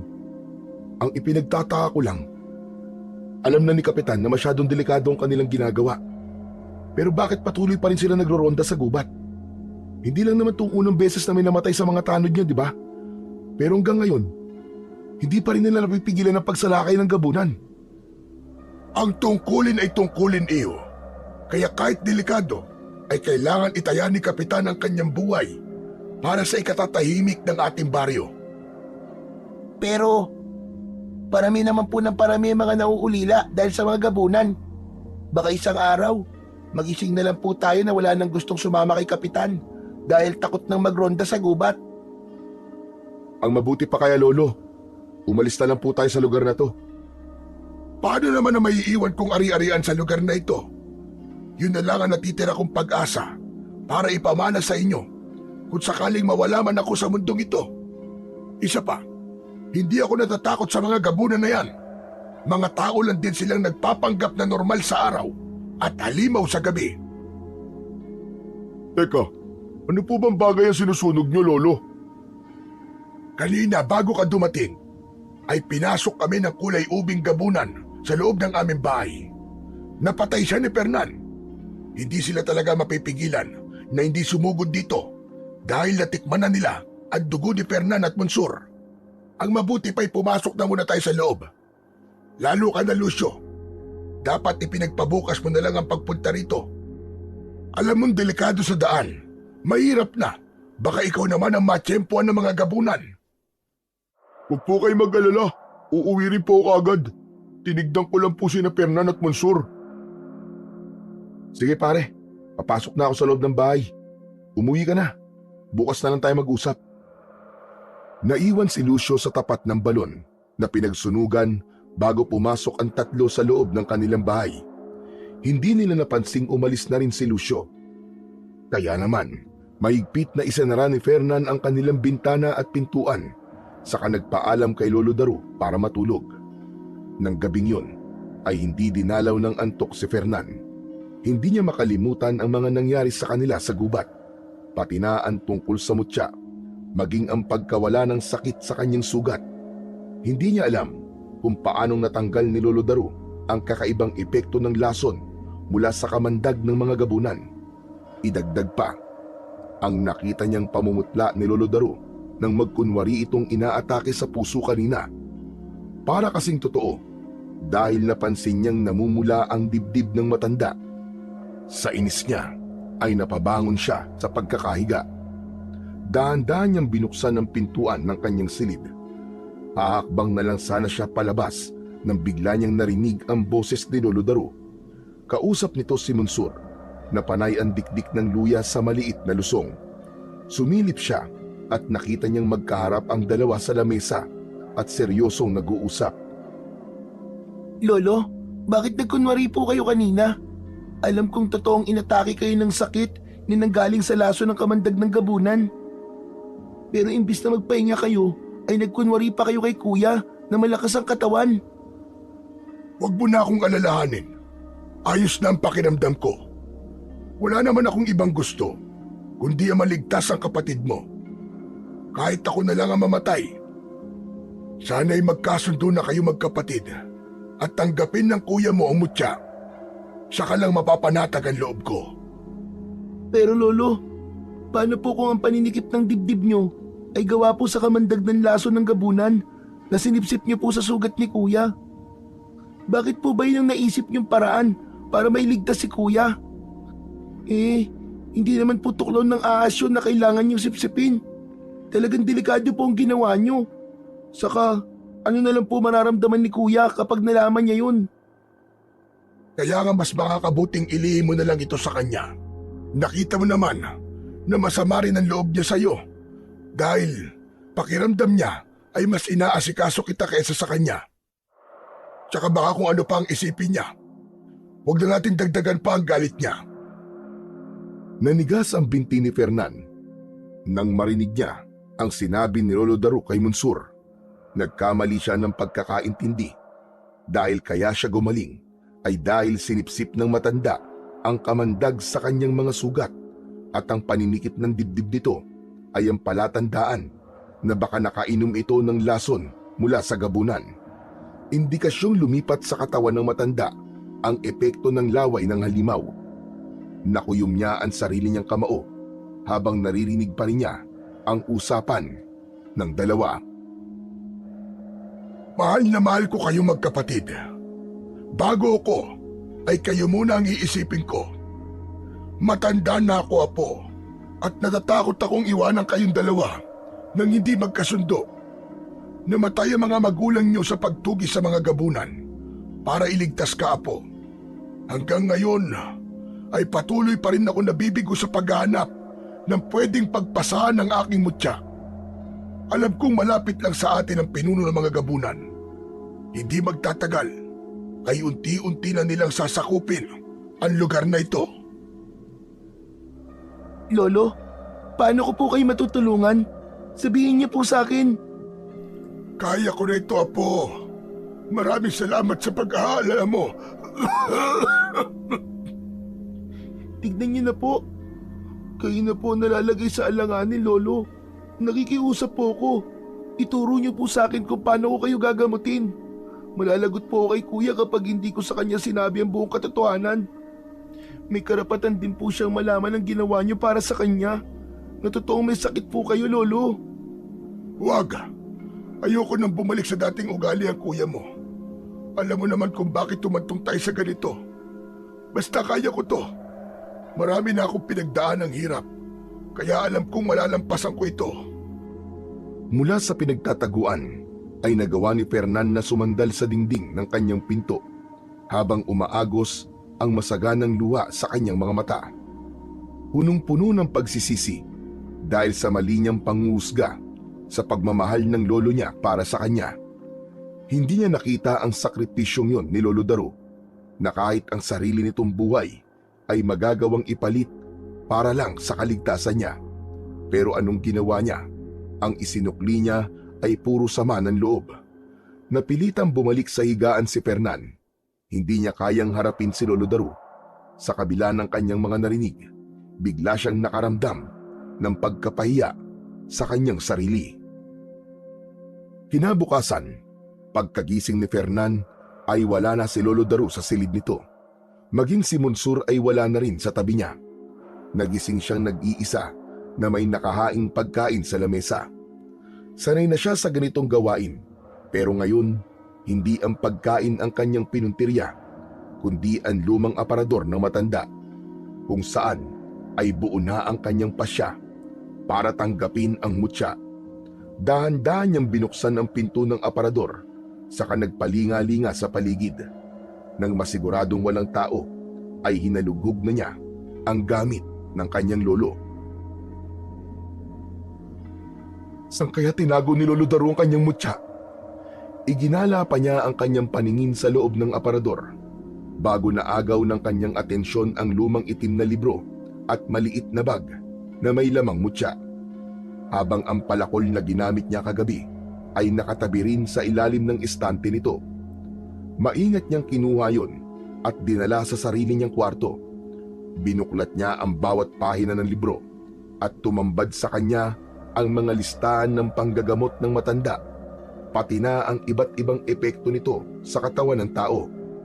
Ang hindi niya inaasahan ay ang malakas na pagliwanag ng mutya nang mahawakan niya ang bato. Nasilaw siya sa liwanag na nanggagaling dito, pati na sa tali ng mutya. Gumapang ang malakas na enerhiya sa buo niyang katawan, kasabay ng pagliwanag ng kanyang mga mata. Dala ng gulat ay nabitiwan niya yon, saka mabilis na dinampot at itinago sa kanyang bulsa. Sakto na may narinig siyang papalapit na yabag ng mga paa papunta sa kanyang silid. Sumilip sa nakabukas na pintuan ang nakangiting si Monsur. Diretsyong pumasok sa kanyang kwarto. Kuya, hinahanap ka ni Kapitan, nasa labas siya, kasama si Lolo. Ano bang ginagawa mo at namumuta ang labi mo? Teka, anong tinatago mo sa likod mo? Ha? Wala. Nagulat kasi ako eh. Akala ko kung sino yung kumakatok. Pasensya ka na, kuya. Pero mahalaga ang sadyasay ni Kapitan eh. Tara na, kanina pa sila nagtatawag sa'yo. Hinintay na muna ni Fernan na makalabas ang kapatid bago muling itinago ang palakol at libro sa ilalim ng kanyang unan. Nang masiguradong ayos na ang kanyang mga sandata, ay mabilis siyang sumunod kay Monsur. Nakita niyang nakatayo si Kapitan sa labas ng balkonahe, habang si Lolo Daru ay tahimik lang na nakatayo sa tabi nito. Nahalata agad niya na namumutla ang labi ni Lolo Daru na parang nagpipigil sa sakit na nararamdaman. Gusto niya nang ipagtapat dito na alam na niya ang ginawa nito para sa kanya. Kaya lang ay nauunahan siya ng hiya. Sa halip ay ibinaling na lang niya ang atensyon kay Kapitan, kasama si Lucio na nakatayo sa tabi ng ama. Kapitan, kayo pala. Ano pong sadya niyo sa akin? Pasensya ka na kung kailangan ko sabihin ito.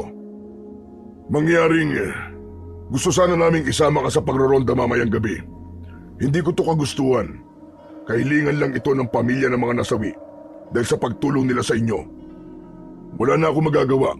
Ipinagpipilitan nila na kailangan daw palitan mo ng serbisyo ang buhay na kinuha ng mga gabunan sa kanila. Tutol ako sa ganyang pasya, Kapitan. Alam naman ninyong hindi pa masyadong magaling ang mga sugat ng apo ko. Pero aminado naman kayo na kung hindi dahil sa mga tanod ko, hindi makakaligtas ang apo nyo. At ito lang ang nag-iisang kahilingan nila, ang suklian ang tulong na nagawa ng pamilya nila sa magkapatid. Hindi naman ito sa pilitan, kundi paghingi ng tulong kay Fernan. Kasi alam na niya ang mga kilos ng gabunan. Sasamahan niya kami sa lugar kung saan sila unang inatake. Saka, nakikita ko naman na malakas na ang katawan ni Fernan. Ganun po ba dapat? Kapag tumulong kailangan may kapalit? Pasensya na, pero sumusunod lang ako sa kagustuhan na mas nakararami. Kahit isang gabi o 2 gabi lang, para hindi na lumaki ang gulo. Isa pa, nagbabanta sila na kung hindi mo kami sasamahan, Fernan, mapipilitan silang palayasin kayo sa bahay na ito. Aba, hindi naman yata tama yan. Wala silang karapatang gawin yun sa amin. Nagpapasalamat kami dahil iniligtas niyo ang apo ko. Pero parang nakikinita-kinita kong gusto rin nilang mamatay si Fernan. kapalit ng buhay ng tanod mo. Hindi naman yata tama yon. Huwag po sana kayo magagalit kay Tatay Lolo Daru. Ginagampanan lang po niyan tungkulin niya sa mga kababaryo natin. Isa pa po mag-iingat kami. Kasama po ako sa magroronda mamayang gabi. Kaya sa tingin ko naman po ay walang ibig sabihin ng mga pamilya na nawalan. Nalagasan ako ng mga tanod at wala na talaga ako maisip na ibang paraan na pwedeng pumalit sa mga namatay kong kasamaan. Wala na rin pong gusto sumama sa akin. Ang gusto nilang mangyari ay magronda ang taong iniligtas ng kanilang mga namatay na pamilya. Ang totoo, kasama po sana si Monsur, pero hindi na po ako pumayag. Sige o, sasama po ako kung yun ang inihiling nilang kapalit sa pagliligtas nila sa buhay namin magkapatid. Anong oras po tayo aalis para makapaghanda ako? Ayos, Tol. Pupuntahan kita dito. Siguro, mga alas 7 ng gabi. Nan, masyadong mapanganib yun. Huwag po kayo mag-alala, Lolo. Kasalanan ko naman po ito Dapat lang napagbayaran ko. Kung hindi po ako tumakas sa inyo, hindi po ito mangyayari. Naiintindihan ko po ang nararamdaman ng kababaryo natin. Kaya huwag po kayong mag-alala. Alam ko pong walang mangyayaring masama sa akin. Pagsapit ng gabi, ay wala nang nagawa sa Lolo Daru nang sumama si Fernan sa mga tanod ni Kapitan Omar. Dala nila ang sibat sa pagroronda, habang si Fernan naman ay palihim niyang dinala ang mutya, pati na ang palakol ng kanyang lolo. Kaya habang naglalakad sa daan papunta sa kakahuyan, ay hindi maiwasan ni Lucio ang hindi matawa sa kanyang itsura. Anak ng putya pare sa dinami-rami ng dadalhin mo sandata, bakit ang palakol pa ni Lolo Daru? Mukha kang magsisibak lang ng kahoy Mas komportable ako sa sandatang to pare. Saka, huwag ka mag-alala. Malaki ang maitutulong ito sa atin, sigurado ako. Sa katunayan pare, may dala rin akong mutya ng pinya na mabisang panlaban sa mga gabunan. Ha? Teka, mutya ba ka mo? Sa maniwala ka't sa hindi, bata lang ang dapat na umawak niyan. Katang isip lang ng mga matatanda yan Sumakay ka naman. Baka mamaya pag nakita pa sa'yo ng gabunan yan pagtawanan ka pa nila. Mas malakas pa rin ang sibat bilang sandata pare. Sabay tawa ng malakas si Lucio. Pero hindi pa man sila nakakalayo sa paglalakad mula sa kakahuyan, ay nakita niya ang kulay itim na usok. Umiikot-ikot yun sa paligid nila na parang sinasalubong ang kanilang pagdating. Si Fernan lang ang nakapansin sa mga usok na nagtatago sa mga puno, kaya wala pa rin kaalam-alam ang mga tanod na nasa paligid na nila ang mga gabo ng usok. Kapansin-pansin din ang pag-iinit ng mutya sa kanyang bulsa. Sandali! Nandiyan na sila! Nandiyan na ang mga gabunan sa paligid natin! Agad na kumalat ang mga tanod habang palingalinga sa paligid. Nanginginig ang mga tuhod na mahigpit ang kapit sa mga sibat. Mabilis silang nagtago sa katawan ng mga puno habang dala ang mga sulo ng kanilang kawayan. Patuloy silang nakikiramdam sa galaw ng mga dahon sa paligid. Hindi nila mapapatay ang mga gabunan kapag nasaan yung usok ito. Kaya kailangan pa nilang hintayin na lumantad ito bilang isang halimaw bago nila ito puntiryahin ng sibat. Pero hindi inaasahan ni Fernan na marami na palang mga gabunan ang nakaabang sa kanila. Para bang alam na alam ng mga ito na darating sila. Hanggang biglang may sumigaw na tanod sa kanilang tabi. Lumitaw ang nilalang na biglang sumakmal ng kagat sa balikat ng tanod.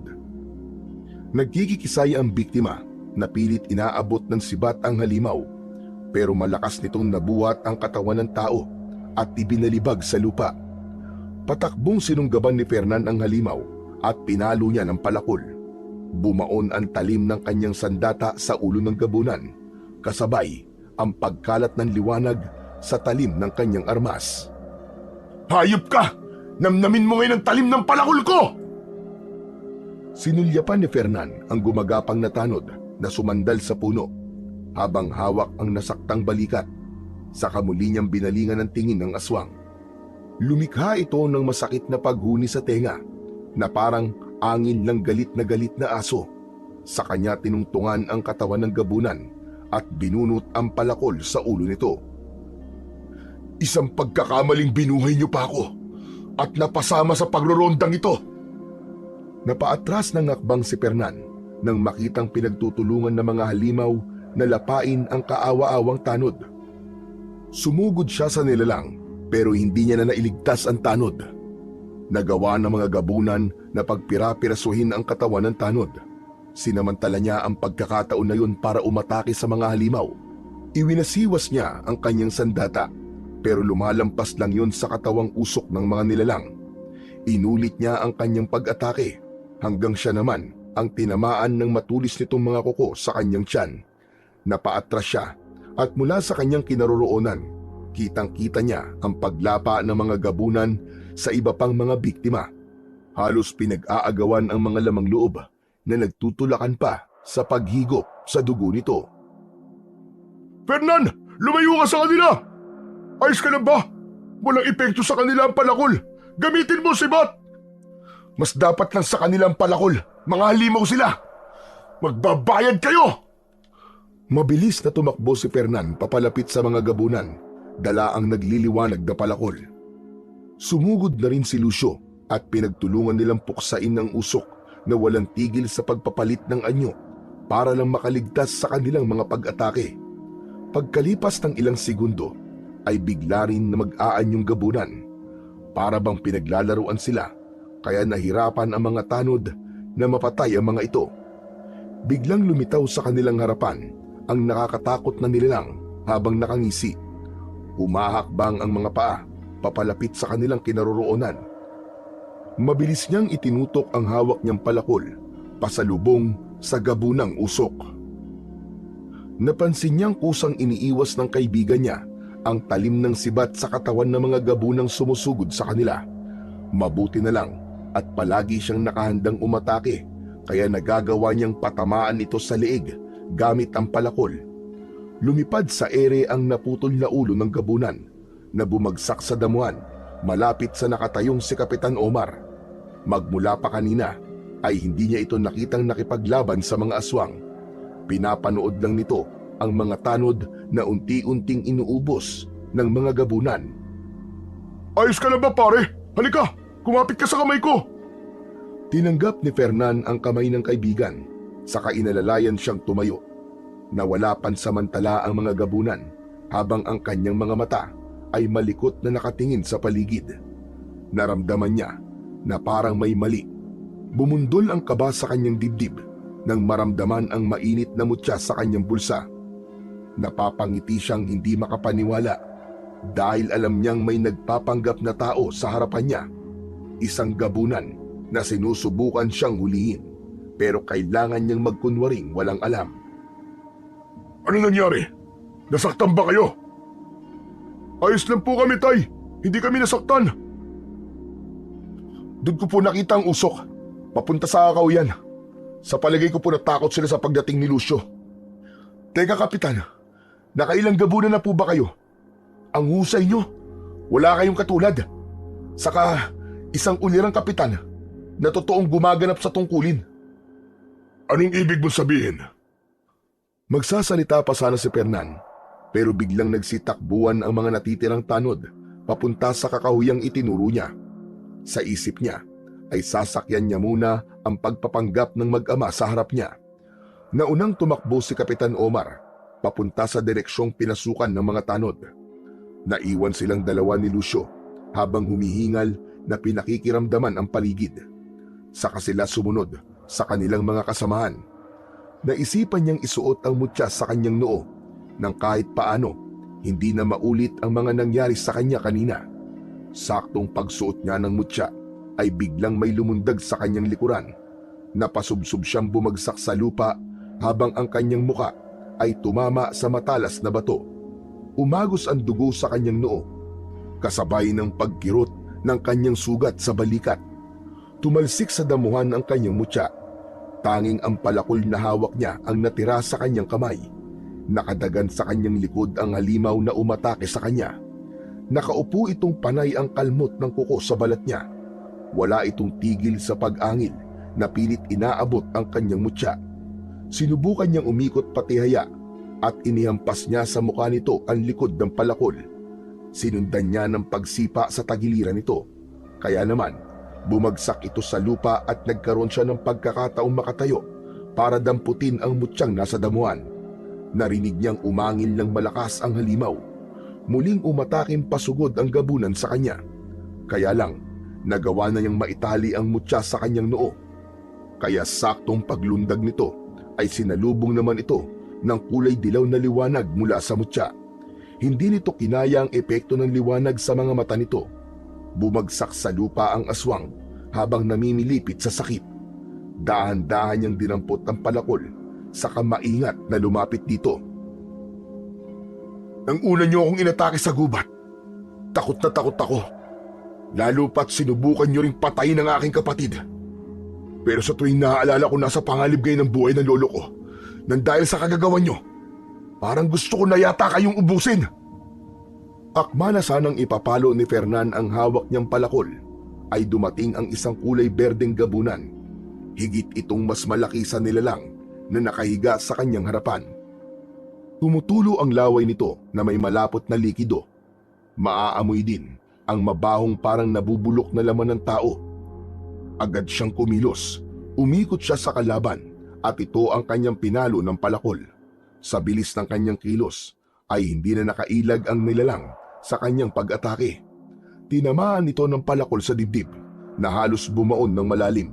Bumulwak ang dugo nito habang nagkikikisay sa sobrang sakit. Hindi siya makapaniwalang nagawa niyang saktan ang pinakamalaking gabunan nang walang kahirap-hirap. Maya-maya pa ay nagsilitawan na rin ang mga halimaw sa kanyang harapan. Saka lang niya napansing mag-isa na lang siyang nakatayo sa kakahuyan kasama ang mga nakangising gabunan. May hawak na sibat, patunay na ang mga natitirang tanod kanina ay kauri ng gabunang kinalaban niya. Hindi nga siya nagkamali ng hinala. Ilan lang sa mga kasama niyang tanod ang totoong tao. Patibong lang ang lahat para patayin siya. Anak ng putyaw, sinasabi ko na nga ba mga aswang kayo eh. Pero hindi naman kayo uubra sa armas ko. Sige, subukan nyo! Sinasabi ko na nga ba, at lalabas din ang mutya ng pinya. Ang mabuti pa, ibigay mo na lang sa akin ang mutya. Pambira! Ayos din! Nagsasalita pa lang gabunan. Wala kang karapatan sa sandata at mutya. Akala nyo ba, hindi ako marunong makiramdam? Ang husay nyo magpanggap. Kaya ngayon, binibigyan ko pa kayo ng pagkakataon para mabuhay. Umalis kayo sa baryong to. Isama mo mga alagad mo. Wala kang karapatang manatili sa lugar na ito. Hindi kami aalis dito. Ako ang magpapasya. Kaya ikaw ang bibigyan ko ng pagkakataon para mabuhay kung isusuko mo sa akin ang mutya. Kaya lang, kung di mo yan ibibigay sa akin, wala ka ng pamilyang babalikan. Anong ibig mo sabihin? Sa mga oras na ito, duguan na ang iyong kapatid at lolo. Wala ka ng babalikan pamilya. Mamamatay ka na rin. Kaya't sa ayaw at sa gusto mo, makukuha ko rin ang mutya.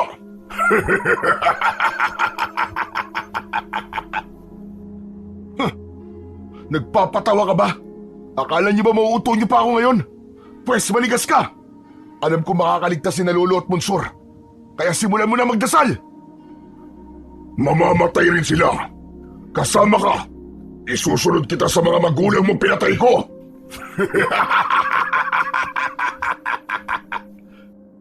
Pagkatapos niyang marinig ang mga sinabi nito, ay bigla siyang nakaramdam ng matinding galit para sa pinuno ng mga gabunan. Habang takot naman dahil sa pag-aalala sa kung ano na ang nangyari kina Lolo Daru at Monsur. Nagsimulang lumiwanag ang kanyang suot na mutya na nakita rin ng pinuno, kaya't napaatras ito, kasabay ng pagliwanag rin ng hawak niyang palakol na parang may kidlat na kusang umaangat para atakihin ang mga gabunan. Walang makalapit kay Fernan, bawat tamaan ng talim ay tumatalsik ang mga ulo ng aswang, pati na ang mga hawak nitong sibat. Mabilis niya ring naiiwasan ng mga pag-atake ng kalaban, pero nakakaganti rin siya na parang nagsisibak lang siya ng mga kahoy. Talagang matigas ka! Pinagpipilitan mo pa rin lumaban! Mula sa kinatatayuan nito ay nagbago ang itsura ng pinuno. Isang makapal na usok na lumulutang sa hangin papunta sa kanyang kinaroroonan. Pero sa tulong ng kanyang sandata, pinaghahampas niya ng palakol ng usok at inaabangan ang bawat paglitaw ng gabunan. Kaya naman, may mga pagkakataong tinatamaan siya ng suntok nito sa kanyang dibdib. Pero kahit na anong gawin ng mga aswang, ay hindi siya magawang lapitan. Hanggang bigla na lang niya itong nakorner sa kanyang harapan, kasabay ng pagpalo niya ng palakol. Tinamaan ito sa braso na agad na ikinaputol ng kamay nito. Napaluhod ito sa damuhan habang sumisigaw. Umaagos ang dugo nito sa katawan na parang asidong tumutunaw sa katawan nito. Nanginginig ang isang kamay na hindi mahawakan ang sugat. Hindi pa dito natatapos ang laban. Pagbabayaran mo ang ginawa mo sa kamay ko. Hayop ka! Papatayin kita! Buong pagmamalaking ipinatong ni Fernan ang kanyang palakol sa kanyang balikat habang matapang na lumapit dito. Tangka na sana niyang papaluin ito ng kanyang sandata nang bigla na lang may bumundol na ulo ng isa pang gabunan sa kanyang tiyan. Dahilan para pasadsad siyang bumagsak sa damuhan. Umalingaw-ngaw ang sigaw ng bagong dating na gabunan nang makitang putol na ang kamay ng pinuno. Anong ginawa mo sa kamay ng ama ko? Walang hiya ka! Papatayin kita! Muling sumugod ang nilalang na nasa kanyang harapan. Tinamaan siya ng malalakas nitong suntok sa kanyang sikmura. Pasadsad siyang bumagsak sa lupa. Habang nakaluhod, ay malakas na tumawa si Fernan na nakatingin sa muka ng gabunan. Dahil alam niyang si Lucio ang nakatayo sa harapan niya. Ito rin ang unang gabunan na umatake sa kanila ni Monsur sa gubat. Kaya pala may sugat ito sa ulo dahil sa palo ng kanyang kapatid. Malakas uli na tumawa si Fernan, kaya lalong nagalit si Lucio. Mabilis nitong kinagat ang kanyang braso, kaya't nabitiwan niya ang hawak na palakol. Parang balak ng halimaw na putulin din ang kanyang mga kamay, katulad ng ginawa niya sa ama nito. Pero dahil sa lakas ng katawan ni Fernan, nagawa niyang mahawakan ang ulo ng gabunan, saka malakas na sinuntok ito sa muka. Bumalandra ang kalaban sa katawan ng malaking puno at diretso ang pagbagsak sa malaking ugat na nasa lupa. Namimilipit itong gumapang sa damuhan para makipag-unahan sa pagdampot ng palakol, pero napaso ito sa sandata. Akala mo ba ay mahahawakan niyo ang sandata ko? Nagkakamali kayo. Kampon kayo ng kadiliman. Pumapatay ng mga tao. Pwes, ngayong gabing ito, oras na ng paniningil. Ito na ang katapusan niyo! Mabilis na dinampot ni Fernan ang kanyang nabitiwang armas, saka ubod lakas niyang ipinalo sa balikat ng gabunan habang nakadapa ito sa lupa. Malakas ang alingaw-ngaw ng sigaw ng pinuno ng mga aswang nang makitang bumaon ng talim ng palakol sa likod ng anak nitong si Lucio. Bumulwak ang kulay pulang likido sa sugat nito at sumingaw ang mabahong amoy na parang nabubulok na laman ng tao. Akma na sana niyang bubunutin ulit ang palakol sa likod nito nang malakas na sumigaw ang pinuno ng gabunan. Huwag! Wala siyang kasalanan! Ako na lang ang patayin mo! Teka sandali, parang kanina lang ang tapang-tapang mong agawin sa akin ng mutya ng pinya. Pero ngayon, nagmamakaawa ka na para sa buhay ng hayop na to. Kinaibigan pa ako. Kunwari may malasakit. Yung pala, papatayin din kami magkapatid. Kung di pa kayo kunwaring dumating sa gubat, siguro, sarap na sarap pa kayo sa laman loob namin. Pinatay mo ang kapatid ko kahapon. Kaya ito ang kabayaran. Kailangan mamatay ka rin! Aha! Kung ganon, buong angkan pala ng gabunan ng kalaban ko dito. Anong ginawa niyo kina Lolo Daru at Monsur? Ano? Hindi kayo magsasalita? Malakas na binunot ni Fernan ang palakol na nakabaon sa likod ng nakadapang anak ng gabunan. Kaya't napasigaw ito sa sobrang sakit. Iahampas na lang sana niya ulit ang kanyang palakol nang biglang may nagsalita mula sa kanyang likuran. Kuya! Tulungan mo kami! Lumingon si Fernan At gano'n na lang ang kanyang pag-aalala nang makita niyang nakalupaypay ang ulo ni Lolo Daro. Wala na halos itong malay, habang si Monsur ay sugatan at may mga kagat sa katawan. Iniangat ng gabunan ang muka ng matanda. Kaya mas lalo siyang nagalit nang makita ang malalim na sugat nito sa leeg. Si Kapitan at Lucio, ang mga pinuno ng gabunan, kuya. Isang patibong lang ang lahat. Sinadya nilang isama ka sa pagroronda para patayin ka at mabiyag kami. Kapalit ng mutya. Huwag mo sa kanila ibibigay yan, kuya. Nagbuwis ng buhay sina tatay at nanay para sa mutya na yan. Alam ko yun. Huwag ka mag-alala, Monsur. Nakakatawa. Akala niyo ba maiisahan niyo ako, mga gabunan? Ang mutya mismo nagturo sa akin na isa silang mga gabunan. At ang tama ng aking palakol sa mga katawan niyo, ang unti-unting susunog sa inyong mga laman. Hindi na kayo makakapagpalit ng anyo, maliban sa mga natitira niyong tauhan. Ano pang hinihintay niyo? Patayin niyo sila! Lalong-lalo na lalaking ito! Halos liparin ni Fernan ang kinaroroonan ni Lolo Daro at Monsur nang makita niyang unti-unting bumubuka ang mga bibig ng kalaban sa tabi ng mga ito. Kahit na anong mangyari, ay ililigtas niya ang mga mahal niya sa buhay. Para siyang kidlat na nagpalipat-lipat sa bawat puno para lang mailigtas ang kanyang lolo at ang kanyang kapatid. Nang makalapit siya sa mga gabunan, ay isa-isa niyang pinagpapapalo ng palakol ang mga ulo nito. Hindi nila naiwasan ang bawat pag-atake niya, kaya muling umalingaw-ngaw ang sigaw ng pinuno. Mabilis itong tumakbo papalapit sa kanilang kinaroroonan para sana patayin si Fernan, pero humarang si Monsur, kaya ito ang tinamaan ng kagat sa braso. Monsur! Kapatid ko! Bitiwan mo siya, halimaw ka! Mananagot ka ngayon sa akin sa pagputol mo sa kamay ko! Demonyo kan talaga. Matagal mo na pala kaming niloloko. Kunwaring magroronda pero ang totoo, ipapakain mo mga tanod mo sa mga kampon mong hayop ka. Anak ka ng ulikbang dilim. Saluin mo sa data ko!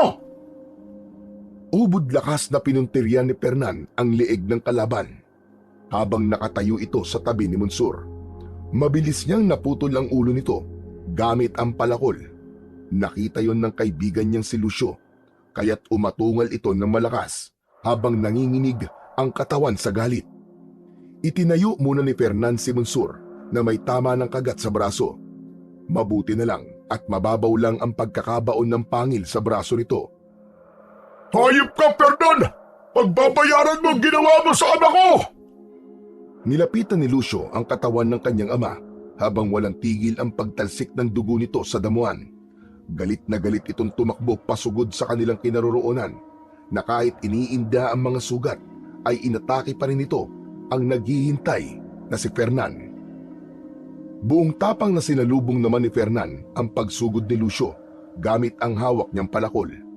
Pinatamaan niya ang leeg nito. Tumalsik ang ulo ng kaibigan niya sa damuhang kinabagsakan ng ulo ng ama nito. Nagkikisay na parang naging asido ang sarili nitong dugo na lumusaw sa sarili nitong katawan. Ito ang epekto ng liwanag na nagmumula sa mutya ng pinya. Sa kanya hinarap ang mga alagad nitong mga nagsisipagtakbuhan na papatakas. Takot na takot sila kay Fernan na nagliliwanag ang mata. Hinabol niya ang mga ito hanggang sa kakawyan at isa-isang pinagtatatagpas ang mga leeg. Biglang tumahimik ang paligid. Wala nang bakas ng mga gabunan. Mga hayop kayo! Mga demonyo! Magsama-sama kayo ngayon sa impyerno! Ibinaba ni Fernan ang hawak niyang palakol, saka lumapit kay Lolo Daro, nakandong ng kanyang kapatid sa hita. Lo! Lo, magsalita ka! Lo! Niloloko niyo na naman ba ako? Kuya, hindi po nagloloko si Lolo ngayon. Totoo pong nanghihina ng katawan niya dahil po sa kamandag ng gabunan. Alam ko, dahil narinig ko kayo nag-uusap. Alalahin mo si Lolo, iuuwi na natin siya. Kaya mo bang maglakad, Monsur? Opo, kuya. Saka, ako na po magdadala sa palakol. Nang tuluyang makasampa si Lolo Daro sa likod ni Fernan, ay binaybay na nila ang kagubatan papunta sa kanilang bahay. Sa isip niya ay naipagiganti niya na ang pagkamatay ng kanyang mga magulang. Nailigtas pa niya ang mga taga-baryo laban sa mga halimaw na gabo ng usok. Pagkalipas ng ilang minuto ay narating nila ang kanilang bahay. Kitang-kita niyang nawasak ang kanilang maliit na kubo at naghihintay na ang mga taong bayan. Nagtulong-tulong sila na maitayong muli ang kanilang bahay, kaya nagtatakang napatingin si Fernan sa muka ng kanyang kapatid. Sila po nagsabing aswang si Kapitan dahil sa nag-iisang nakaligtas na nagroronda sa gubat. Kaya lang po, bigla po kami sinalakay ng mga tauhan nila. Kaya nalaman namin nasa panganib ka, kuya. Pero na makita ni Lolo na wala na ang mutya pati ang palakol, natuwa po siya bigla. Pumasok sila sa silid ni Lolo Daru, saka inihiga sa katre ang matanda. Naalala niya na ang katas ng luya na madalas na ipinapainom sa kanya ni Lolo Daru ang mabisang gamot sa lason. Kaya't gumawa kaagad siya ng gamot para sa matanda. Habang wala pa ring malay si Lolo Daru, ay hindi rin umalis si Fernan sa tabi nito. Hawak ang kamay ng matanda. Napakaswerte ko pala na magkaroon ako ng mabuting lolo na kagaya niyo. Wala siyang ibang inisip, kuya, kundi ikaw. Kaya lang mas nangingibabaw ang pagmamahal ni Lolo sa akin dahil magmula ng bata pa ako ay naging sakitin na ako at madalas mawalan ng malay dahil sa mahina po ang aking baga. Kaya kuya, pasensya ka na kung naging sakitin ako. Ako ang dapat na humingi ng pasensya. Sobrang mababaw ang dahilan ko para lang magalit sa'yo. Inabukasan ay nagising na si Lolo Daru. Nawala na rin ang iniinda nitong lason ng kagat ng gabunan. Pati na ang malalim na sugat nito sa leeg ay gumaling na rin dahil sa luya. Lolo, humigo po muna kayo na mainit sa sabaw ng talbos ng kamote. Makakatulong po ito para bumalik po ang lakas nyo. Nasa langit na ba ako? Bakit parang may anghel sa tabi ko? Ang ganda naman ng araw na ito. Opo, Lolo. Mabait na po talaga si kuya. Alam na po niya ang lahat. Kaya bumangon na po kayo. Palatandaan na ba ito ng katahimikan sa inyong dalawang magkapatid? Pangako po, Lolo. Hindi na po kami mag-aaway. Saka wag na rin po kayo mag-alala sa mutya. Buong puso ko po itong tinatanggap. Malakas na napatawa si Lolo Daru dahil sa matinding tuwa. Napayakap pa ito sa kanilang magkapatid. Isa lang ang napatunayan ni Fernan sa lahat ng mga nangyari, na ang magkapatid ay dapat nagmamahalan at nag-iintindihan sa isa't isa. Dahil kapag dumating ang araw na kailangan nila ng tulong, kapatid pa rin ang kanilang malalapitan. Bagamat hindi lahat ng kapatid ay mabuti, pero kung pagmamahal ang itatanim sa inyong mga kapatid, ay pagmamahal din ang siyamong aanihin pagdating ng araw. Magmula ng araw na yon, ay tuluyang naburaan tungkol sa mga gabo ng usok, kaya bihira rin ang nakakaalala tungkol sa mga nilalang na yon. Bumalik ang dating katahimikan sa kanilang baryo. Walang bakas ng panganib sa lugar. Hanggang ngayon ay hindi na sinabi sa publiko ang totoong nangyari sa mga gabo ng usok na pumatay ng mahigit 50 mga tanod. Tuluyan nang ibinaon sa limot at hindi na muling narinig pa ang kilabot na naging dulot nila sa baryong yun.